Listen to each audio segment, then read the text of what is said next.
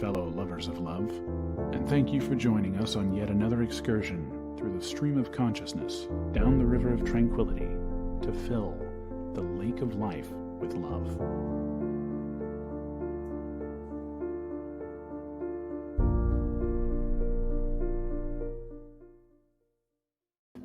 And good evening. Thank you for joining us. Me and Lubby here to talk to you tonight about anger, which is something all of us have experienced, and some of us have struggled with it more than others throughout our lives. And, first, I guess we'll discuss kind of the unintended impacts, the impacts that people don't even think they sometimes have to deal with. They don't understand. Yes. The impacts, those, I don't want to say unintended consequences because it's not really the word I'm thinking of, but essentially those consequences that you can't see because they're maybe 5, 10, 12 years down the road where they actually start to manifest themselves, especially when you're raising children. So that's what we're going to talk about this week, even though me and Lubby have had a busy day. So we'll cover that here in a minute. We've been emptying out, cleaning up around the house, emptying out. Got one of those big, huge dumpsters. One of the 20-yarder. One of the kids came over, and I didn't think we were going to fill that whole thing all the way up, but we actually ended up filling that whole thing all the way up. And it's I was surprised. I thought there would be some. There we go. I thought there was going to be some room left over from that, but there wasn't. There was a lot of stuff here to get rid of. So out with the old, in with the new. Yes. I suppose is how we. Maybe we shouldn't bring in a bunch of new stuff. But in my defense, it wasn't all ours. You know how children go. They leave, and sometimes they leave stuff behind, and sometimes it's time to get ready to go. It's time to move on. So anyway, that was an interesting experience. So I'm tired tonight. So if you guys think I'm a little tired tonight, I am tired today. And not so much sleepy tired. I'm physically tired. My muscles is sore. My old muscles is sore. My old man muscles. All right. So what do we got to start with here, Lubby? Okay. Oh, wait. Before we do that, I'm sorry. You can go to latenighlove.us to find the show notes as usual. And you can always send Lubby a dear Lubby letter, and we'll talk about them on the air if we deem it appropriate and all that good stuff. And you can find us on Facebook, social media, like, subscribe, share, blah, blah, blah, blah, blah, blah. Blah, blah, blah. Okay. Thank you. Public service announcement. All right. So what do we got? Okay. We're going to talk about the effects of anger. Okay. How unexpressed anger impacts communication. When you get angry, it triggers fight or flight or freeze reaction that affects the ability to hear what's being said accurately. Most arguments escalate not because of what's said, but because of what you think is being said. Yeah, because you're no longer interpreting the world as it necessarily is. You're prepared, right? You're now. If you're a fighter type person, you're not prepared to fight. If you're a flight type person, you're now looking for your escape, and you're never going to interpret the world properly. Now, it's useful in some situations, right? It's a useful instinct, but it's not always useful. That fight or flight instinct. So. And of course, passive anger not actively expressed but denied an outlet, leaks out in ways you don't expect. Yeah, we call it coming out sideways, right? Coming out sideways, yeah. You get angry about stuff that's stupid, but because it's not really what you're angry about. Okay, so what you can do is, when sharing, keep the focus on yourself and how you feel when you're angry. Avoid comments that blame or criticize others for your reaction. Yeah, it's not other people aren't responsible for your reaction. You're responsible for that, but they are responsible for the thing that may have made you angry, right? If they drove their car through your fence, it's a reasonable reaction to be upset, but don't want to go too far. And yes, we've had that happen. So We've actually had a guy drive through our fence. Yes, we Still did. not entirely sure how that happened, but I don't know either. Took out that lovely bush. Too. and a stop sign. I'm not sure how that happened. I don't know. Anyway, I do have to credit that the city came out and fixed that stop sign fast. Anyway, all right. So, how unexpressed anger impacts communications? Is that what? Oh, that's where we already at. Okay, now we're going to talk about how unexpressed anger impacts health.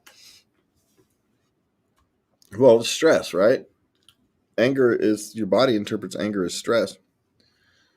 Yes. And so stress is not good. Hypertension is the leading, or at least was for many, many years. I don't know if they actually call it hypertension now. Yes, you're at increased risk for heart attack and stroke.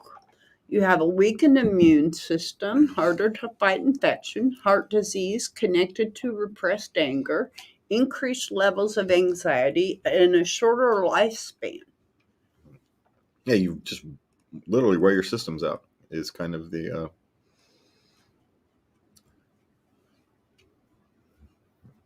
relax. Be mindful. We've talked a lot about mindfulness here, and that's kind of one of these ways is how you start to deal with your anger is just become mindful of the situations around it. I mean, a lot of these, what you can do is really comes down to being mindful of yourself and how your world gets impacted by these things. So they give specifics, but the general is you're going to find your own specifics as you be mindful about your emotions. Yes. And how you deal with them, cope with them, and manage them. And you'll get better, just like anything else you do. As you practice, you get better over time. And when you start your journey to becoming a less angry person, it's going to take years, maybe even your whole life. But you will get, farther along the road than if you don't. Yes. Okay. How unexpressed anger impacts emotions. You can't manage emotions without identifying them first. Yeah. Once you identify how you feel emotionally, it's important not to judge yourself for having them. No, it's your emotions are perfectly rational. You're allowed to have whatever feeling you have. It's how you deal with those feelings that becomes an issue, right?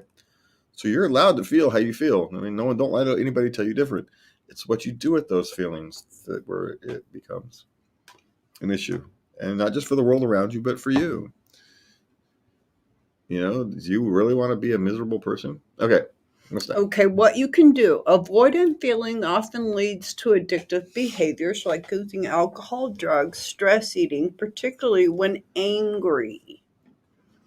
So any compulsive activity serves to cover up painful emotions. So instead, give yourself permission to feel all your feelings. Be mindful of them. Name the feelings and choose healthier ways to process them. Yeah. Just again, once you start dealing with these things, you deal with these things.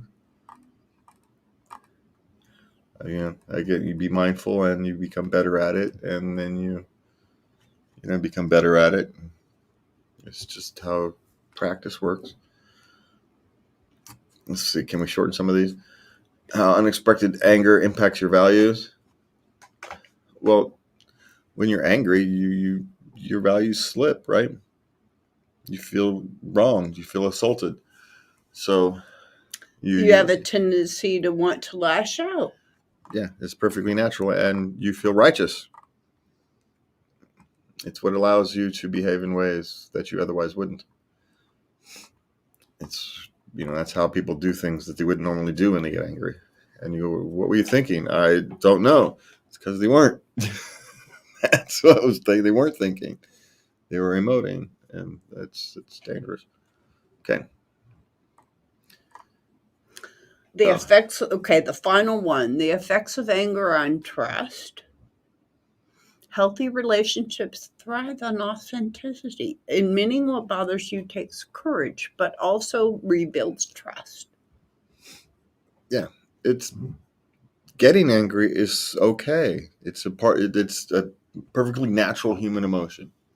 It's what we do with it. That you can either, break the relationships around you or you can make them stronger. I mean, and it's your choice. I mean, it actually is a choice. And the reality is you have to choose which path you want to take, and you have to start going down that path. You also have to give yourself a little credit for when you're successful, and be a little kinder to yourself when you're not, as long as you're trying. It's not a light switch. You're not going to be able to turn this on and off. You're just going to be able to get better at it as time goes on. Yes. But you can't get better at it if you don't try. Right? I think that's would be my closing on that one. Is you just want to become the human being you want to become, and you can't do that if you're always reacting instead of getting in front of your own self. Very well put. Okay, so what do we got next? We have 25 ways you can help you control your anger. Okay, let's run through these real quick. Do a countdown 1 to 10. Okay. If you're really mad, start at 100. All right, if it works for you, take it great. Do it. Breathing. Do some breathing exercises. Yeah, and remember, these tips not all these tips work for everybody. It's the thing about these tips. These are just ideas. It's to find the ones that work for you. Yes, we're just throwing them out there. Yeah, so I just want to be clear right at the stop. Breathing works for me, but the next one doesn't work for me. So that one does. Walking around works for me. Walking around does not work for me. So exercise doesn't, but your pacing, walking around, getting it out of my system, that works for me. Relax your muscles. A massage always helps, of course. No, it would drive me crazy. See? Repeat a mantra. Yeah, the whole point of repeating a mantra, right, is to get into yourself, so you only have the one thought is the mantra, right? That's the only thing that's actually entering your head. Well, it's not that other stuff is entering your head. It's that's the only thing you're focused on. And so it would help if you're one of those type of people. Stretch. Mm-hmm. Stretching, get out of your emotions, back into your body. Yeah, it goes with breathing. If stretching will probably work if you're one of those who breathing helps, stretching might actually work. Mentally escape. Visualize that beach in Hawaii. Yeah, if you're a visual person, that wouldn't work for someone like me, but if you're a visual person, you can kind of take yourself into another world. Play some tunes. That works for a lot of people. Stop talking. That's always wise words for me. Do not talk when angry. Bad. Yeah, talking bad now. Yeah. When you're not interpreting the world properly. Well, there's a caveat to that.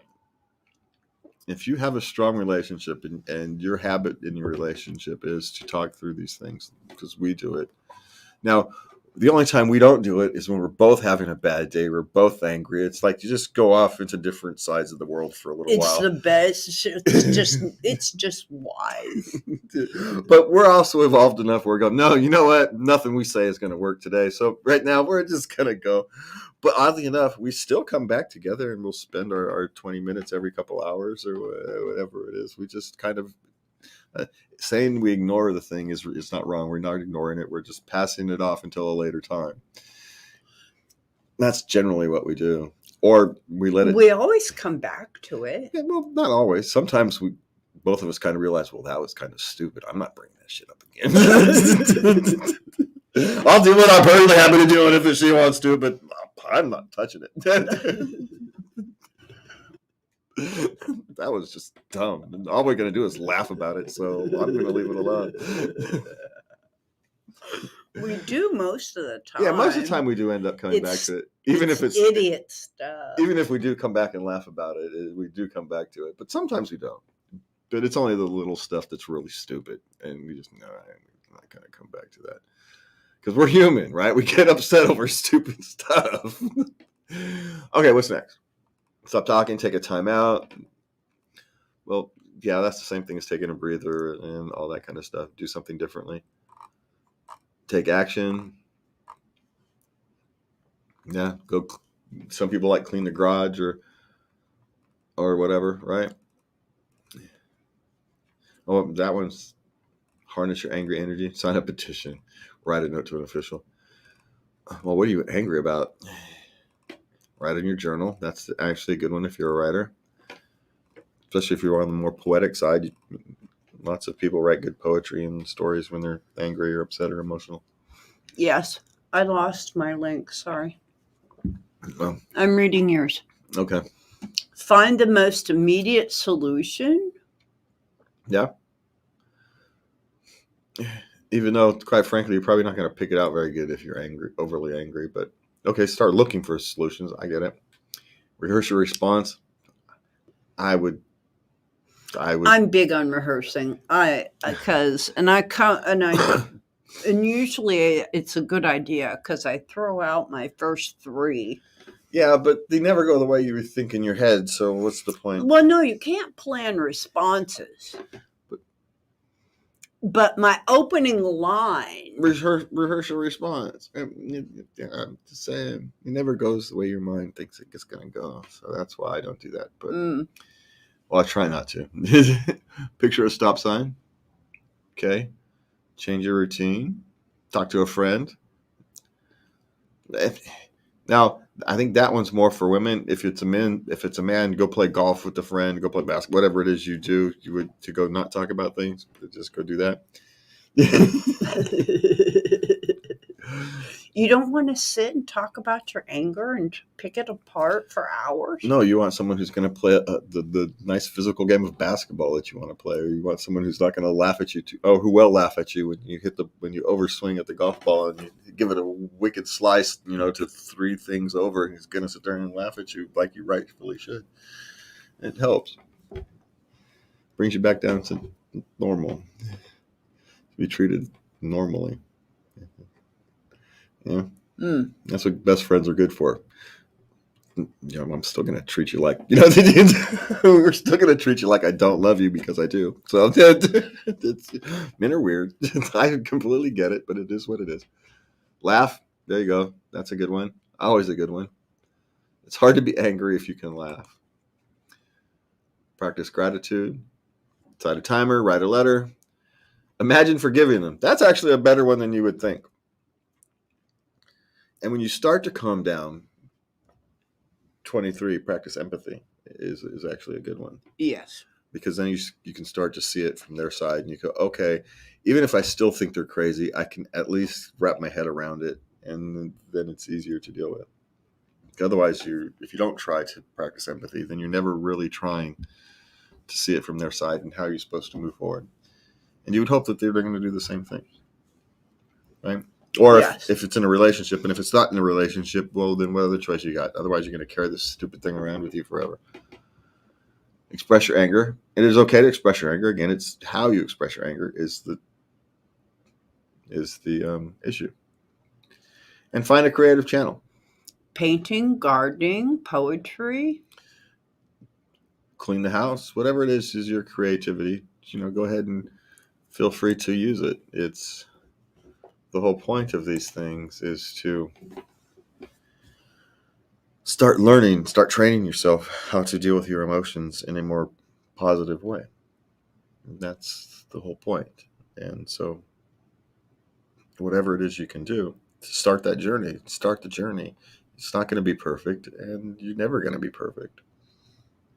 But you can be better than you are now. And, in a year, 2 years, 5 years, 10 years, you'll look back and you'll be a completely different person. And that's the beauty of it. It's not something that happens overnight. Don't give up before the miracle happens. Well, the thing is, you don't even notice the miracle. I know. Just one day, you're like, hey. Hey, what happened? When did that? And you start going back, I don't even know when that happened. I'm reacting entirely different to anger now. I don't get it. Okay, well, it's working, yeah. Guess we'll just roll with it. And so the next thing is, we're going to cover keys for kids, because I think one of the things is we now know that learning to manage your emotions, whether that's anger or any other emotions, is an important part of your evolution to a functional human being. And maybe instead of focusing on our 5 and 7-year-olds, teaching them math and science, and not that that's not important to teach them, but maybe it's more important to teach them how to manage their angers and their emotions at that age. We focus so much on academics that we have actually harmed our children. And we've discussed this before, or at least I have on other avenues. And it's not purposeful. We've kind of accidentally hurt our children by over-focusing on academics. And so when they become teenagers and young adults, they've never learned to manage their emotions. And one of the things that, of our generations, we were kind of allowed to learn to manage our emotions. We were kind of forced to. We had no choice. If you're a latchkey kid, you have no choice but to learn to manage your emotions. Not in the best environment, not necessarily, but you're forced to manage them. Yes, we were. And so we actually now have the opportunity to do the best of both worlds. We can help guide them through the management of these emotions. And I think, we failed as much now as we did before. And so anyway, so let's focus on not just ourselves. Let's focus on how do we teach those younger, our young adults and our young children. This is for young kids, but, let's focus on the 16, 17, 25-year-olds, 30-year-olds. I wasn't 35 till I started on my journey becoming a new, the real me. But so I figure anybody who starts sooner is ahead of the game. And it's never too late to start either. Doesn't matter if you're 80 years old. You'll be a better human being when you pass away. Isn't that what we all want? All right. So we got up here. How to help kids with anger. Well, first, let kids know it's okay to feel angry, because it helps them to understand the difference between a feeling and appropriate ways to respond, behaviors. Right. Well, and what do children first learn? Even when they're babies, right? Every emotion gets expressed. It gets expressed through crying, and then it gets expressed through the first thing they learn is how to move their limbs. And what's the first thing that almost every child learns to do? Is to hit things. Because it's a simple motion. Bang, bang. And then it's just what happens. That's what toddlers do. They hit and throw things.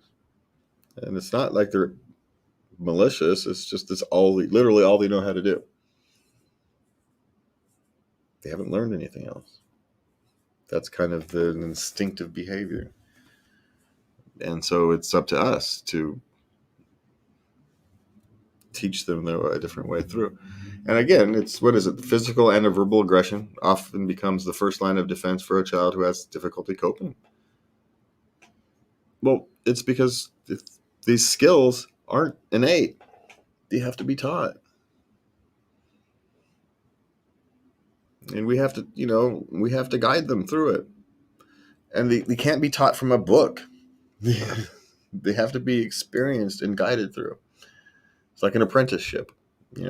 Some things can't be taught in a book.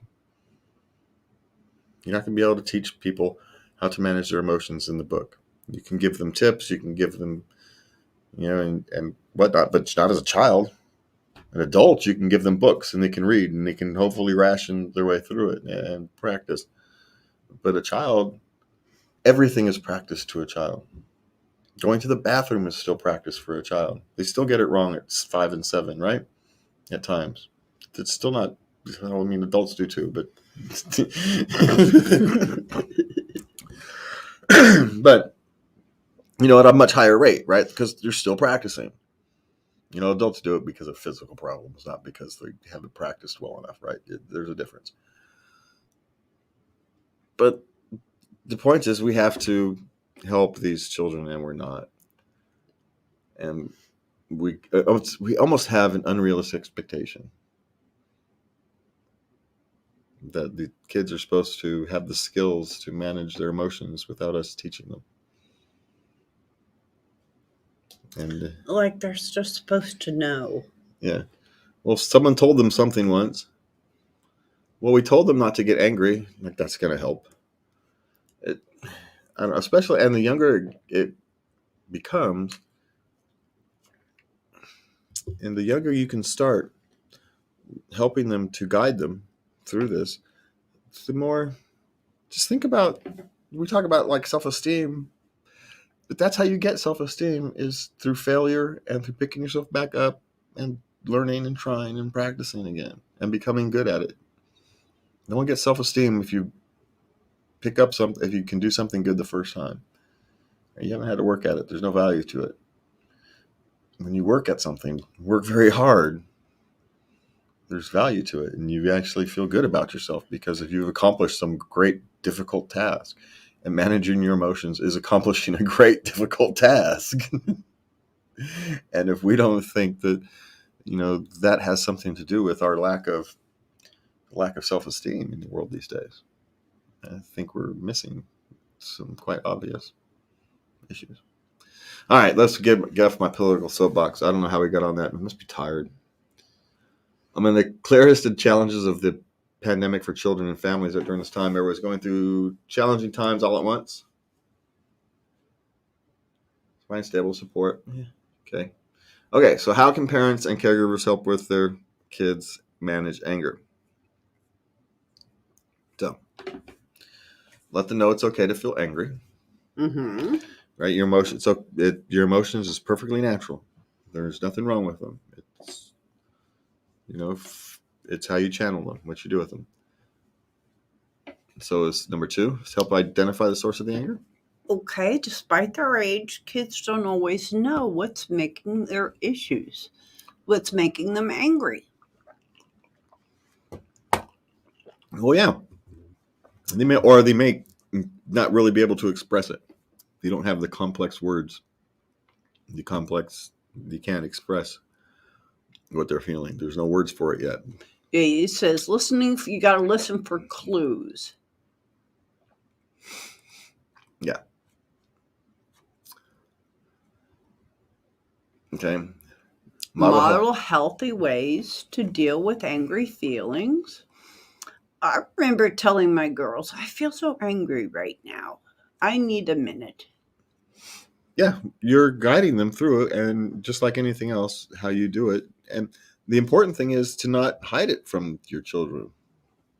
I don't want them to see me angry. Well, no, you actually do want them to see you managing your anger properly, learning how to go through it. You actually do want them to see it.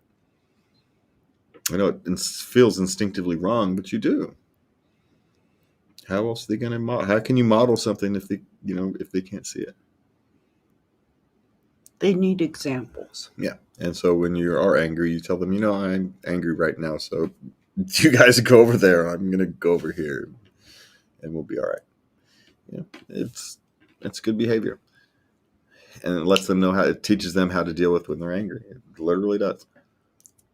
Okay, number 4, let kids know when you need to step away. We just discussed that. Uh-huh.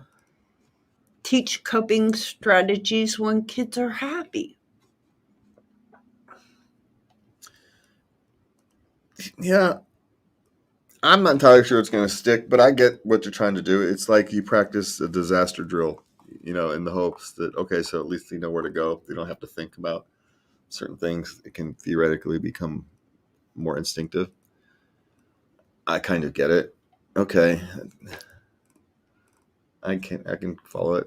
Help kids come up with possible alternatives to expressing their anger. Yeah. Teach them how to express their way through it, whether it's, walking, painting, all those other lists we just discussed. They work for kids just as much as they work for you. And frankly, that's the most important one, number 7. Show the kids that you care. Even if you can't solve the issue, at least show them that you care about it, right? Yes. Yeah, they just want to feel safe. And guess what? You are the person that's supposed to make them feel safe. It's your job. Yeah. So, and teaching them to deal with their anger will help them feel safe because they won't be controlled by this uncontrollable feeling. This overwhelming emotion. It can be scary. Yeah. They'll actually get a chance to. For a long time, I did not want to express my anger fully because I was afraid I was going to hurt someone. So I stuffed it down. And when I quit drinking, I couldn't do that anymore. So I had to learn healthy ways of expressing anger. And I had to learn how to let a lot of anger go. And it takes time. I'm still working on it. It's been 33 years. Yeah. Well, the thing is, you actually literally kind of have to carry that weight around with you if you don't. It's literally a weight. It's a big ball of crap that you got to get rid of. You're carrying this 30-year-old ball of horse manure around with you. Why would you want to do that? But yet we're humans and we do. It's also perfectly natural. Billions and billions of people have done this. It's not like you're not alone, right? It's part of our human nature, but it's also part of our human nature to learn how to work through these things, become better. It's also part of our human nature. It is, yes. And what is else part of our human nature, Lubby, is Reddit, where you can find lots of human nature in Reddit. And before we dive into Reddit, we want to let you guys know you can find us at latenightLove.us. You can send Lubby a Dear Lubby letter at love@latenightLove.us. And please do us the favor, hit like, subscribe, share, blah, blah, blah, blah, blah. I just know I love doing that, right? I know you do. All right. What's we got next? Okay, relationship questions. We're going to start with relationships. No more humanity than that, is there? No. I, 35-year-old female, have been married for the last 3 years to my husband, 32-year-old male. I'm going to call him Zach, but been together for 10. My daughter, 13, I'll call her Brooke. A few days ago, Brooke came in from school as normal. Everyone is talking about their day and so on. Brooke is very random. I believe she just says whatever comes to her head at the moment. She definitely gets it from me. But on this day, she was talking about crushes. First boy girlfriend. Zach was completely against the conversation to begin with. He's the no boyfriend until you are 30 type of guy. On the other hand, I allow my kids to be open about anything, rather good or bad, rather than come to me than some silly person who would lead them wrong. Brooke is in the 8th grade, so it's natural these feelings for boys or girls are going to come. Brooke mentioned she may possibly like a girl in her class, which doesn't surprise me. My daughter is a butterfly child, gets along with everyone, very sweet and smart. She all around has an awesome personality, but Zach completely blew up, yelling and screaming she's too young, calling us all types of names. I ended up leaving. I'm crying. My daughter is crying, apologizing when she has nothing to be sorry for. I couldn't afford a room, so we slept in the car and have been in the car since. He won't allow me to get my boy, so it's just been me and Brooke. How do I fix this?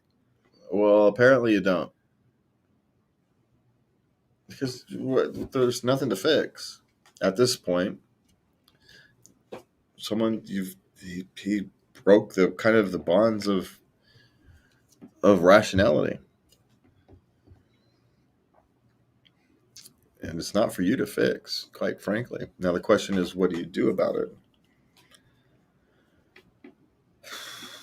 And that's for people who, quite frankly, are above us. You shouldn't be going to Reddit. You should be finding family to help, or your best friends, or hopefully you're not isolated.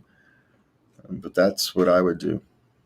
Frankly, I would suggest you lean on those closest to you, because they're going to know how you can work your way through this. They're going to know about you and about the relationship, and maybe there's something else has gone on. Maybe there's a reason he's overly reactive. Don't know.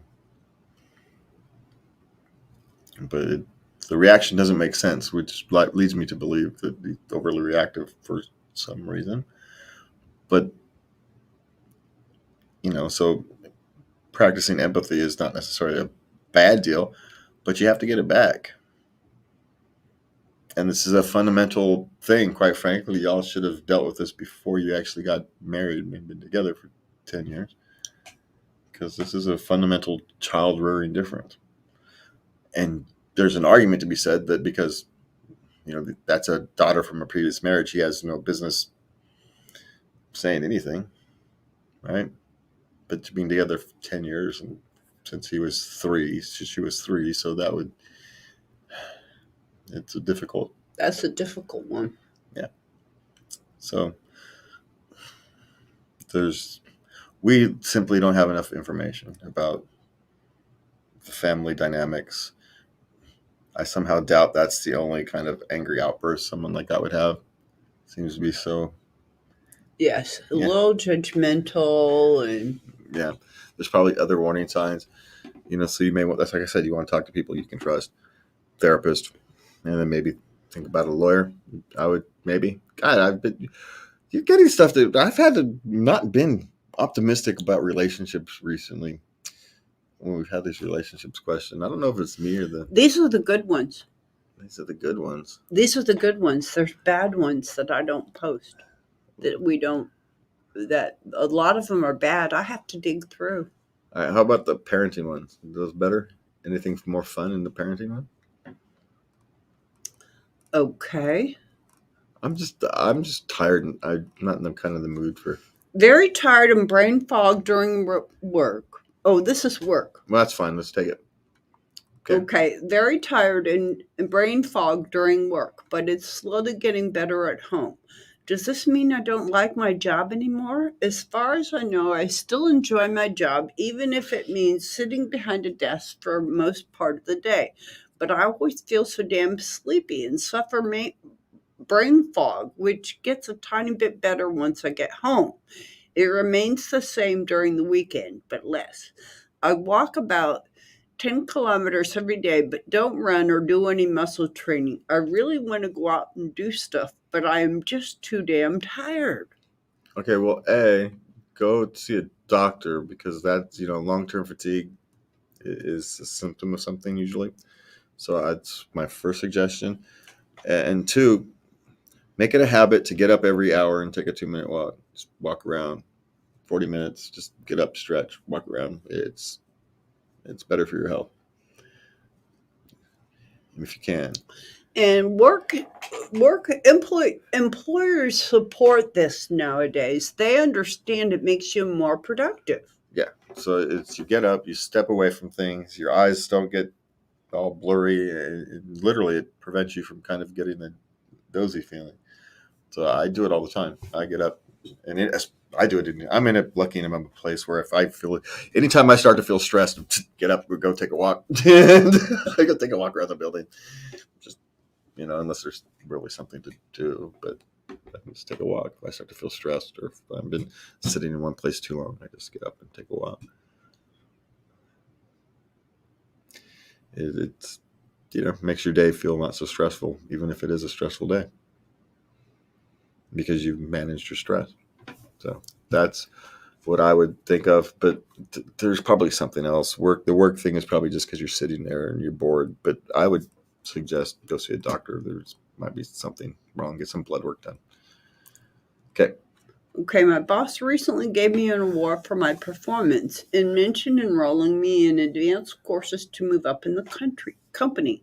I want to apply for another position in a different part of the company, but I'm not sure how to go about it. Should I inform my boss of my plans? Well, it doesn't hurt to inform your boss. You never know. I mean, his point is he wants you to move up in this company, which means he's not going to be your boss. Your boss is only temporary. Especially if you're thinking about moving up. Your boss is only temporary. You're going to have a different boss at some point.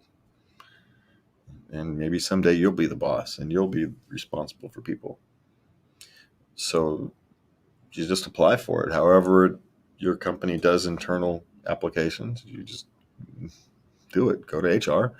You know about the job, so they've probably got a way to process it. Ask somebody. Ask your boss. Doesn't hurt. If he's a good boss, he won't get upset because you're looking to improve your career. He's actually talked about helping you. So trust him. And you'll see what kind of boss he is. And if he doesn't help you, then you really do want to get out. So you'll know one way or the other. And maybe he'll try to a little harder to keep you. You know? You never know. But he can't work with you if you don't work with him. Yeah. And he's already expressed interest for you to move up in the company. So don't be afraid. Okay. I received a message from 2 of my managers saying they really need me to come in today at 4 p.m., which I can, but I seriously don't want to. It's my day off. I'm 18 and I do go to college as well, but granted, I work part-time at the place. I received the message while I was doing my schoolwork, and it irked me because today I was going to use to get all my crap done before going to work the next day, but I can't. Am I being a lazy piece of shit, or do I have the right to say no? Well, you have the right to say no, but you're feeling guilty, so go in. It's someone probably called in sick, and so they're looking for someone for a replacement. Right? A little empathy on your side. Now, you're perfectly reasonable to say, no, I had other plans today. I can't work. I've got other things I've got to do. I plan things on my day off. It's my day off. So that's perfectly reasonable, but it's also perfectly reasonable for them to reach out to you and say, hey, can you come in today? Now, how they phrase that, depending upon your, if you're an on-call worker and they've called you in, part of your thing is, hey, we might call you on short notice. And part of your job is to respond as much as possible on short notice. Then you've got a different situation. So it really depends on your situation. But if you've got a routine, I only work Fridays, Saturdays, and Sundays, and they're asking you to come in on a Thursday, and you say, well, I've already got plans or I have schoolwork to do, and it's fine. So it really depends upon what you talked about when you started. And if they want to change that relationship, it's fine, but you have to talk about it first. So no, you're not being lazy or a piece of crap, but maybe you are. It really depends what's going on in your own head. You're not lazy if you're doing other stuff or if you just want your day off. But sometimes you take one for the team because, someone called in sick. You're not actually helping and you're just helping someone out. Okay, both things is okay. It's okay to be one or the other. It's not in either or. Some days you might want to go in, some days you might want to stay home. It's okay. It's not a definitive answer, so that's why I was rambling. Anyway, what's next? I'm an assistant teacher and I'm pretty good at my job. I have an easy temperament working with children with disabilities. Assistant teachers get treated below regular teachers for some reason. Some regular teachers have a habit of intensively micromanaging people of color, even if they do have something to offer the kids in the classroom. Is this racism? Well, my guess is that particular person micromanages everybody, and you just only notice it because of the race issue. Now, it could be. Don't get me wrong, but my suspicion is there are people who will micromanage people just because they micromanage people. They still don't understand that they're no longer responsible for that part of the job. They're responsible for the people who do the job. And so they want them to be done their way rather than to allow them to do it their way. You know what I mean? Uh-huh. So, and it's just a natural thing. So is it racism? Not automatically. It's only racism if they only treat people of color that way. If they treat everybody crappy, then they're just crappy at their job. Then that's a different thing. being a crappy manager is not racist. It's just being a crappy manager. And so I would not jump to racism. I would first assume that they're just a crappy manager because it's actually quite hard to manage people. Okay. Okay, parenting questions. All right. I'm a divorced mom of 2 girls. Their dad is not super involved, but they do see him several times a month. The oldest is 21 and out on her own. The youngest is 14 and lives with me. I have an excellent relationship with my girls. They are my biggest fans, and I'm really proud of them. The 3 of us have always been close. But now that it's my youngest, and her clinging to me constantly is driving me insane. My oldest was similar, but this time around it's giving me anxiety. Some examples: when we go anywhere, our 14-year-old wants to hold my hand, hold my arm. I'm talking walking through parking lots and in stores. When we sit on the couch together, she wants to hold my hand or sit right next to me. In the morning and evening, she wants to crawl in bed with me, constantly hugging me. The worst thing about it is she would never stop or get up unless I tell her to stop. She would literally stand and hug me for an hour if I let her. I'll be doing something as mundane as taking off fingernail polish and she'll come over and hug me and not let go.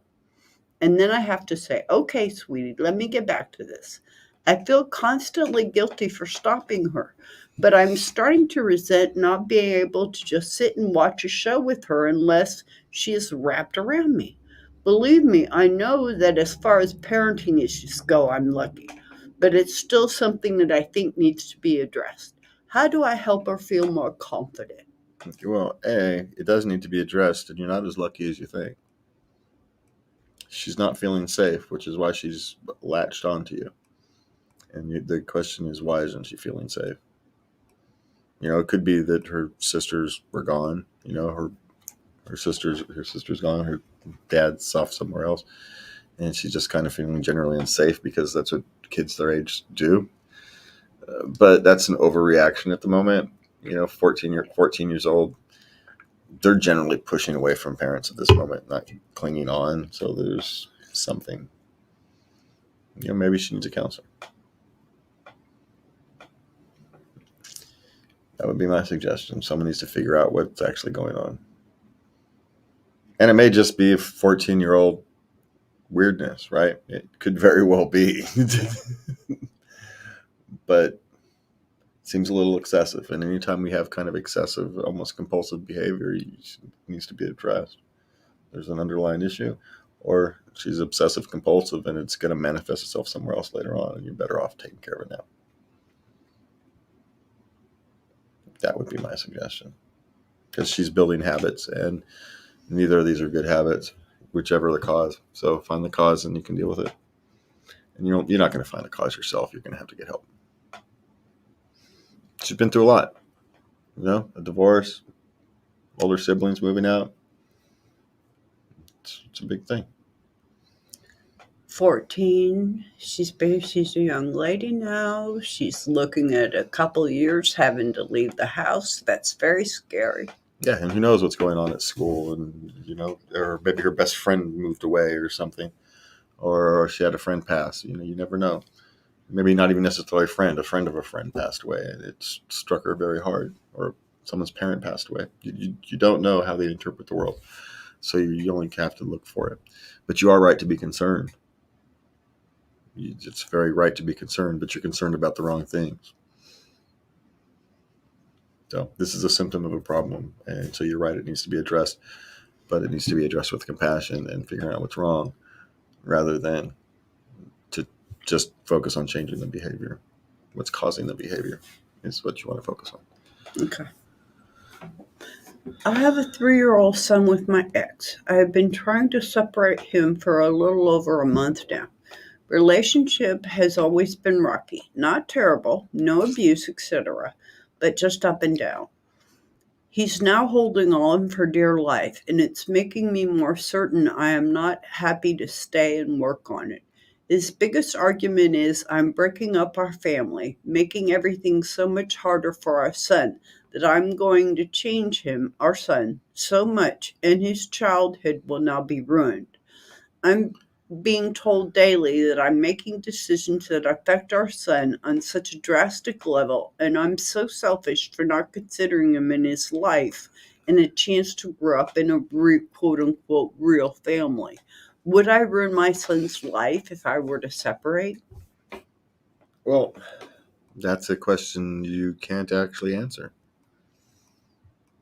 I mean, I could throw out all kinds of statistics that children who don't grow up with their fathers have a much more difficult life, but doesn't mean yours will. Because the path, you can't judge what the path didn't take and it's going to do because you don't know. Now,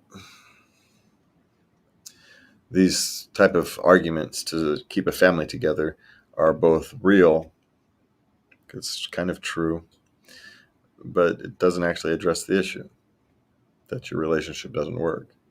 And what are you going to do about that? You stay in a broken relationship, that's not going to be good for anybody. So, are you going to ruin your child's life? You don't know. It's impossible to know what's going to happen in the future. The future isn't written.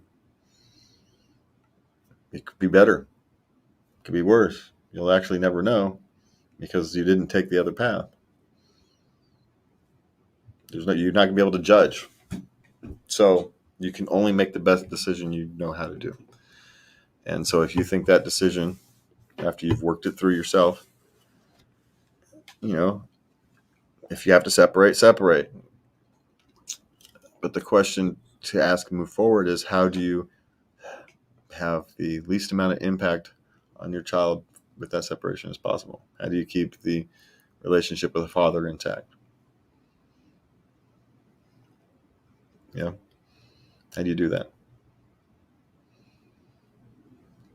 And maybe as long as you do the best you can to manage that relationship, to not interfere with it anyway, approach that with the same amount of empathy and respect you would, even if you're not necessarily getting it in return, is probably the best path forward. So what you're stuck is at a path with no good options forward, right? So you're making the best of bad choices.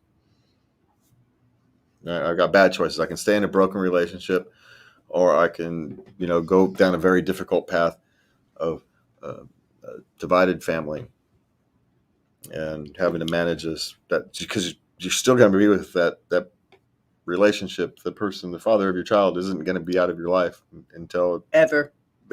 Right? Until the funerals, right? Whoever funerals first, that's when it's out of your life. That's when it ends. Believe me. So you're going to have to think about that as well, and if it's all worth it. And my suspicion is it will be worth it for you, but I can't make that decision for you. All we can tell you is to be very, very careful and manage your own emotions and your anger, because there will be emotions and anger coming through. Just be careful. Choose your steps wisely. Don't be a bull in a china shop. I was gonna say be a cat in a china shop, but the cat would just knock everything off the thing. So don't be a cat either. All right, what's next? My daughter is 6.5 and she's in first grade. She hated kindergarten and she hates first grade as well. She is a shy kid, so I'm sure the school environment can be intimidating for her, but she does have friends and she loves her teacher. She had a fever yesterday, and so she got to stay home, and she laid around all day and wasn't hungry, so didn't eat. When she got up this morning, her fever was gone, and she stated she was hungry, and she ate breakfast just fine. When I told her she had to go to school today, she then claimed her stomach hurt. I considered letting her stay home, but she just missed 3 days of school 3 weeks ago for a fever and fatigue. I made her go to school today and told her if she doesn't feel well at school to tell her teacher and I will come get her. How do you judge when to let your child stay home from school? Oh, well, I'm the wrong person to ask for this question, so knock it out. I'm not a fan of the way our schools treat our children. So whenever the hell the child wants to stay home, he gets to stay free home. But that's, like I said, I'm not the one to ask this question. I was pretty permissive, but I wouldn't let go like 2 days in a row. You better be actually very sick. You better have a fever, if you're going to stay home 2 days in a row. And, but once a month, I didn't think it was that big a deal. I used to have horrendous cramps and I had to go to school. I damn near passed out a couple times.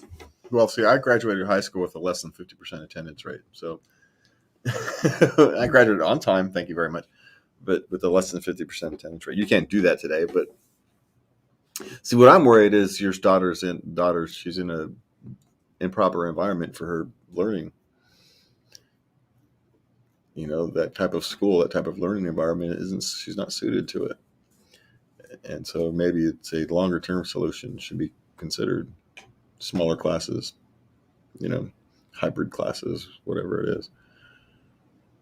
Different type of education, Montessori school, whatever. Education that fits more her style.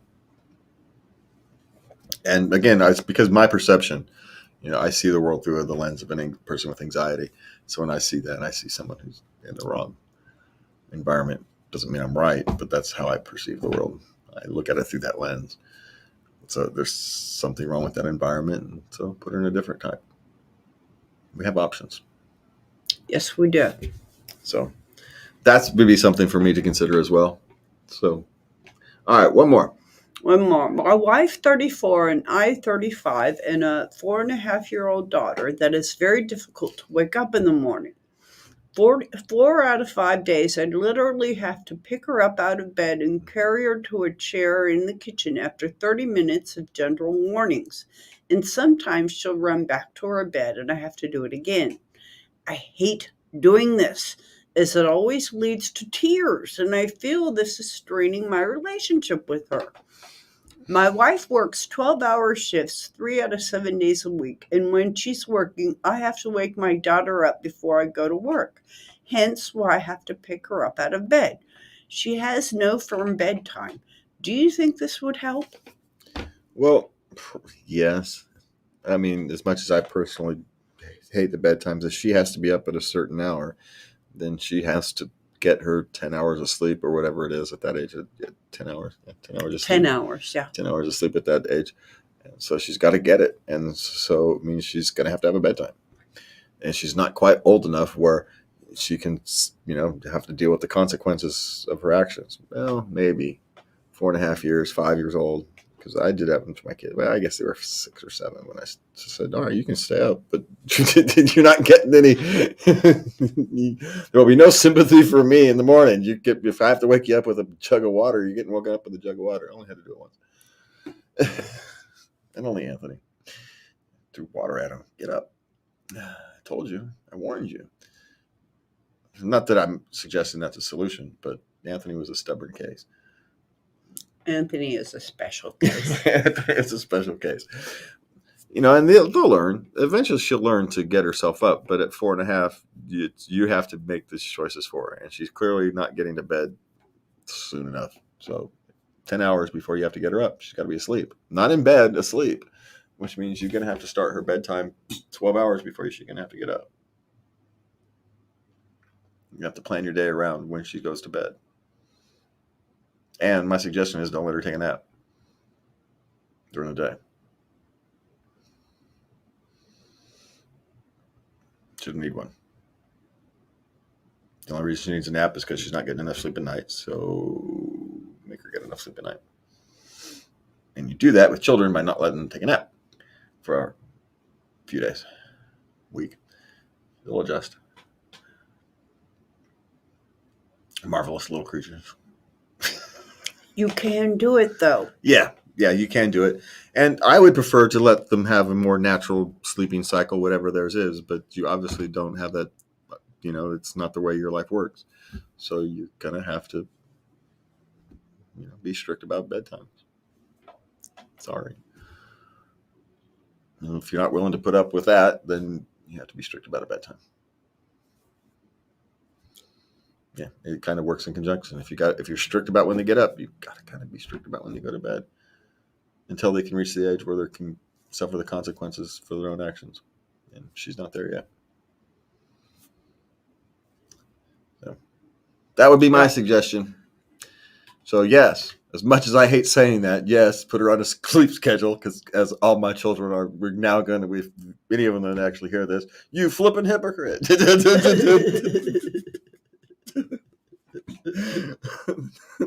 They didn't ask what I should do. They asked what they should do. Because there was no bedtimes. But I think they had a bedtime at 4 or 5. I think it was really at 7 or 8 when I kind of think, okay, you're now responsible for yourselves. And I think it was a little older. So when I gave them that freedom. So you're now responsible for your own time. So there's just no sympathy for me. And you know me, I'll do it. No, I'll give them no sympathy. You're a cold man sometimes. Hey, there were many times where my daughter was getting dressed still in the car on the way to school. So, she was the one who would push it. So it is what it is. All right. We want to thank you guys for joining us. For me and Lubby. You can find out everything you want to know at Late Night Love. You can find everything you want to know. You can find all our show notes and links and at rest of Lubby's this week's dive into Reddit at latenightLove.us. You can send Lubby a dear love letter, a dear Lovey letter, blah, blah, blah, blah, blah, blah, at love@latenightLove.us. And you can find us on all your social media networks. Late Night Love. Is it The Late Night Love on Facebook? The Late Night Love on Facebook. The Late Night Love on Facebook and Late Night Love everywhere else. And so, for me and Lubby, thank you for joining us. And please remember to love everybody. Good night.